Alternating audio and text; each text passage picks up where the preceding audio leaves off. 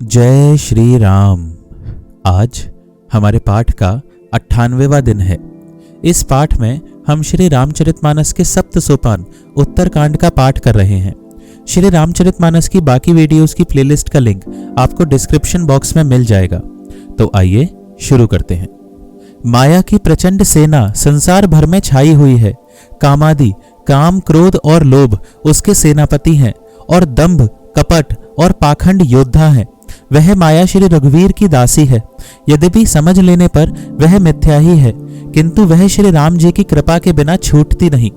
हे नाथ, यह मैं प्रतिज्ञा करके कहता हूँ, जो माया सारे जगत को नचाती है और जिसका चरित्र करनी किसी ने नहीं लख पाया, हे खगराज गरुड़ जी, वही माया प्रभु श्री रामचंद्र जी की भ्रकुटी के इशारे पर अपने समाज परिवार सहित नटी की तरह नाचती है। श्री राम जी वही सच्चिदानंद घन है, जो अजन्मा, विज्ञान स्वरूप, रूप और बल के धाम, सर्वव्यापक एवं व्याप्य, सर्वरूप, अखंड, अनंत, संपूर्ण, अमोघ शक्ति, जिसकी शक्ति कभी व्यर्थ नहीं होती और 6 ऐश्वर्यों से युक्त भगवान है। वे निर्गुण, माया के गुणों से रहित, महान, वाणी और इंद्रियों से परे, सब कुछ देखने वाले, निर्दोष, अजय, ममता रहित, निराकार, मायिक आकार से रहित, मोह रहित, नित्य, माया रहित, सुख की राशि, प्रकृति से परे, प्रभु सर्व समर्थ, सदा सबके हृदय में बसने वाले, इच्छा रहित, विकार रहित, अविनाशी ब्रह्म है। यहाँ श्री राम में मोह का कारण ही नहीं है। क्या अंधकार का समूह कभी सूर्य के सामने जा सकता है? भगवान प्रभु श्री रामचंद्र जी ने भक्तों के लिए राजा का शरीर धारण किया और साधारण मनुष्यों के से अनेकों परम पावन चरित्र किए। जैसे कोई नट खेल करने वाला अनेक वेश धारण करके नृत्य करता है और वही जैसा वेश होता है उसी के अनुकूल भाव दिखलाता है, पर स्वयं वह उनमें से कोई हो नहीं जाता। हे गरुड़ जी, ऐसी ही श्री रघुनाथ जी की यह लीला है, जो राक्षसों को विशेष मोहित करने वाली और भक्तों को सुख देने वाली है। हे स्वामी, जो मनुष्य मलिन बुद्धि, विषयों के वश और कामी है, वे ही प्रभु पर इस प्रकार मोह का आरोप करते हैं। जब जिसको कंवल आदि नेत्र दोष होता है, तब वह चंद्रमा को पीले रंग का कहता है। हे पक्षीराज, जब जिसे दिशा भ्रम होता है, तब वह कहता है कि सूर्य पश्चिम में उदय हुआ है। नौका पर चढ़ा हुआ मनुष्य जगत को चलता हुआ देखता है और मोहवश अपने को अचल समझता है। बालक घूमते, चक्राकार दौड़ते हैं, घर आदि नहीं घूमते, पर वे आपस में एक दूसरे को झूठा कहते हैं। हे गरुड़ जी, श्री हरि के विषय में मोह की कल्पना भी ऐसी ही है। भगवान में तो स्वप्न में भी अज्ञान का प्रसंग अवसर नहीं है, किंतु जो माया के वश मंद बुद्धि और भाग्यहीन हैं और जिनके हृदय पर अनेकों प्रकार के पर्दे पड़े हैं, वे मूर्ख हठ के वश होकर संदेह करते हैं और अपना अज्ञान श्री राम जी पर आरोपित करते हैं। जो काम, क्रोध, मद और लोभ में रत हैं और दुख रूप घर में आसक्त हैं, वे श्री रघुनाथ जी को कैसे जान सकते हैं? वे मूर्ख तो अंधकार रूपी कुएं में पड़े हुए हैं। निर्गुण रूप अत्यंत सुलभ, सहज ही समझ में आ जाने वाले हैं, परंतु गुणातीत, दिव्य, सगुण रूप को कोई नहीं जानता। इसलिए उन सगुण भगवान के अनेक प्रकार के सुगम और अगम चरित्रों को सुनकर मुनियों के भी मन को भ्रम हो जाता है। हे पक्षीराज गरुड़ जी, श्री रघुनाथ जी की प्रभुता सुनिए। मैं अपनी बुद्धि के अनुसार वह सुहावनी कथा कहता हूँ। हे प्रभु, मुझे जिस प्रकार मोह हुआ वह सब कथा भी आपको सुनाता हूँ। हे तात, आप श्री राम जी के कृपा पात्र हैं। श्री हरि के गुणों में आपकी प्रीति है, इसीलिए आप मुझे सुख देने वाले हैं। इसी से मैं आपसे कुछ भी नहीं छिपाता और अत्यंत रहस्य की बातें आपको गाकर सुनाता हूँ। श्री रामचंद्र जी का सहज स्वभाव सुनिए। वे भक्त में अभिमान कभी नहीं रहने देते, क्योंकि अभिमान जन्म मरण रूप संसार का मूल है और अनेक प्रकार के क्लेशों तथा समस्त शोकों का देने वाला है। इसीलिए कृपानिधि उसे दूर कर देते हैं, क्योंकि सेवक पर उनकी बहुत ही अधिक ममता है। हे गोसाई, जैसे बच्चे के शरीर में फोड़ा हो जाता है तो माता उसे कठोर हृदय की भांति चिरा डालती है। यद्यपि बच्चा पहले फोड़ा चिराते समय दुख पाता है और अधीर होकर रोता है, तो भी रोग के नाश के लिए माता बच्चे की उस पीड़ा को कुछ भी नहीं गिनती, उसकी परवाह नहीं करती और फोड़े को चिरवा ही डालती है। उसी प्रकार श्री रघुनाथ जी अपने दास का अभिमान उसके हित के लिए हर लेते हैं। तुलसीदास जी कहते हैं कि ऐसे प्रभु को भ्रम त्याग कर क्यों नहीं बचते। हे पक्षीराज गरुड़ जी, श्री राम जी की कृपा और अपनी जड़ता मूर्खता की बात कहता हूँ, मन लगाकर सुनिए। जब जब श्री रामचंद्र जी मनुष्य शरीर धारण करते हैं और भक्तों के लिए बहुत सी लीलाएं करते हैं, तब तब मैं अयोध्यापुरी जाता हूँ और उनकी बाल लीला देखकर हर्षित होता हूँ। वहां जाकर मैं जन्मोत्सव देखता हूँ और भगवान की शिशु लीला में लुभाकर 5 वर्ष तक वहीं रहता हूँ। बालक रूप श्री रामचंद्र जी मेरे इष्ट देव हैं, जिनके शरीर में अरबों कामदेवों की शोभा है। हे गरुड़ जी, अपने प्रभु का मुख देख देख कर मैं नेत्रों को सफल करता हूँ। छोटे से कौए का शरीर धरकर और भगवान के साथ साथ फिरकर मैं उनके भांति भांति के बाल चरित्रों को देखा करता हूँ। लड़कपन में वे जहाँ जहाँ फिरते हैं वहाँ वहाँ मैं साथ साथ उड़ता हूँ और आंगन में उनकी जो जूठन पड़ती है वही उठाकर खाता हूँ। एक बार श्री रघुवीर ने सब चरित्र बहुत अधिकता से किए। प्रभु की उस लीला का स्मरण करते ही काकभूषुंड जी का शरीर प्रेमानंद वश पुलकित हो गया। भूषुंड जी कहने लगे, हे पक्षीराज सुनिए, श्री राम जी का चरित्र सेवकों को सुख देने वाला है। अयोध्या का राजमहल सब प्रकार से सुंदर है। सोने के महल में नाना प्रकार के रत्न जड़े हुए हैं। सुंदर आंगन का वर्णन नहीं किया जा सकता, जहाँ चारों भाई नित्य खेलते हैं। माता को सुख देने वाले बाल विनोद करते हुए श्री रघुनाथ जी आंगन में विचर रहे हैं। मरकत मणि के समान हरिताभ श्याम और कोमल शरीर है। अंग अंग में बहुत से कामदेवों की शोभा छाई हुई है। नवीन लाल कमल के समान लाल लाल कोमल चरण है। सुंदर अंगुलियां हैं और नख अपनी ज्योति से चंद्रमा की कांति को हरने वाले हैं।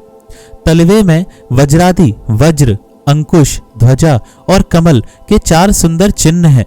चरणों में मधुर शब्द करने वाले सुंदर नुपुर हैं। मणियों रत्नों से जड़ी हुई सोने की बनी हुई सुंदर करधनी का शब्द सुहावना लग रहा है। उदर पर सुंदर 3 रेखाएं त्रिवली हैं। नाभि सुंदर और गहरी है। विशाल वक्षस्थल पर अनेकों प्रकार के बच्चों के आभूषण और वस्त्र सुशोभित हैं। लाल लाल हथेलियां, नख और अंगुलियां मन को हरने वाले हैं और विशाल भुजाओं पर सुंदर आभूषण हैं। बाल सिंह के बच्चे के से कंधे और शंख के समान 3 रेखाओं से युक्त गला है। सुंदर ठुड्डी है और मुख तो छवि की सीमा ही है। कलबल तोतले वचन हैं, लाल लाल होंठ हैं। उज्जवल सुंदर और छोटी छोटी ऊपर और नीचे 2-2 दंतलियां हैं। सुंदर गाल, मनोहर नासिका और सब सुखों को देने वाली चंद्रमा की अथवा सुख देने वाली समस्त कलाओं से पूर्ण चंद्रमा की किरणों के समान मधुर मुस्कान है। नीले कमल के समान नेत्र जन्म मृत्यु के बंधन से छुड़ाने वाले हैं। ललाट पर गोरोचन का तिलक सुशोभित है। भौहें टेढ़ी हैं, कान सम और सुंदर हैं। काले और घुंघराले केशों की छवि छा रही है। पीली और महीन झंगुली शरीर पर शोभा दे रही है। उनकी किलकारी और चितवन मुझे बहुत ही प्रिय लगती है। राजा दशरथ जी के आंगन में विहार करने वाले रूप की राशि श्री रामचंद्र जी अपनी परछाई देखकर नाचते हैं और मुझसे बहुत प्रकार के खेल करते हैं। जिन चरित्रों का वर्णन करते मुझे लज्जा आती है, किलकारी मारते हुए जब वे मुझे पकड़ने दौड़ते और मैं भाग चलता, तब मुझे पुआ दिखलाते थे। मेरे निकट आने पर प्रभु हंसते हैं और भाग जाने पर रोते हैं, और जब मैं उनका चरण स्पर्श करने के लिए पास जाता हूँ तब वे पीछे फिर कर मेरी ओर देखते हुए भाग जाते हैं। साधारण बच्चों जैसी लीला देखकर मुझे मोह शंका हुआ कि सच्चिदानंद घन प्रभु यह कौन महत्व का चरित्र लीला कर रहे हैं। हे पक्षीराज, मन में इतनी शंका लाते ही श्री रघुनाथ जी के द्वारा प्रेरित माया मुझ पर छा गई, परंतु वह माया ना तो मुझे दुख देने वाली हुई और न दूसरे जीवों की भांति संसार में डालने वाली हुई। हे नाथ, यहाँ कुछ दूसरा ही कारण है। हे भगवान के वाहन गरुड़ जी, उसे सावधान होकर सुनिए। एक सीतापति श्री राम जी ही अखंड ज्ञान स्वरूप हैं और जड़ चेतन सभी जीव माया के वश हैं। यदि जीवों को एक रस अखंड ज्ञान रहे तो कहिए फिर ईश्वर और जीव में भेद ही कैसा। अभिमानी जीव माया के वश है और वह सत्व, रज, तम इन तीनों गुणों की खान माया ईश्वर के वश में है। जीव परतंत्र है, भगवान स्वतंत्र हैं।